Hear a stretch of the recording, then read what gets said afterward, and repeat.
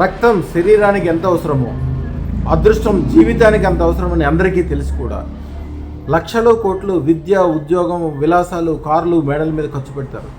కానీ పిల్లల కోసం ఇచ్చేది కానీ, తల్లిదండ్రులు కానీ, మీరు చేసే వ్యాపార వ్యవహారాలు కూడా లాభం కోసము కేవలం అదృష్టం ద్వారానే కలుగుద్దని అందరికీ తెలిసి కూడా దాన్ని ఒక్కదాన్ని నిర్లక్ష్యం చేస్తున్నారు.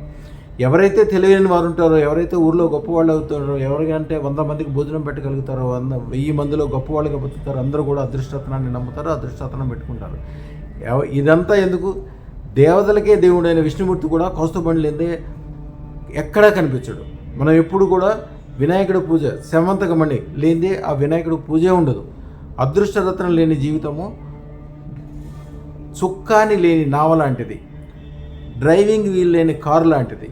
ఎప్పుడు కూడా అదృష్టరత్నం అనేది చాలా చాలా తక్కువ రేటు, దాన్ని ఇచ్చే ఉపయోగము అత్యంత ఉపయోగకరం అవుతుంది.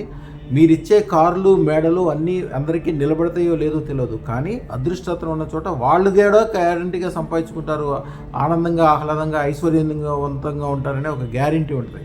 అందుకని అందరూ అదృష్టరత్నం ధరించండి. తక్కువ రేట్లో అయితే 1,16,000 అయిపోతుంది. కొద్దిగా పెద్దదైతే మీరు మీ కుటుంబానికి, మీకు సంబంధించిన వాళ్ళందరికీ పెట్టుకోవచ్చు. తల్లిదండ్రులకి, పిల్లలకి, భార్యకి, మీకు సంబంధించిన వాళ్ళందరూ కూడా అదృష్టరత్నం ధరింపచేసేటట్టు చూడండి. శుభం బియాత్, శుభం బియాత్, శుభం బియాత్.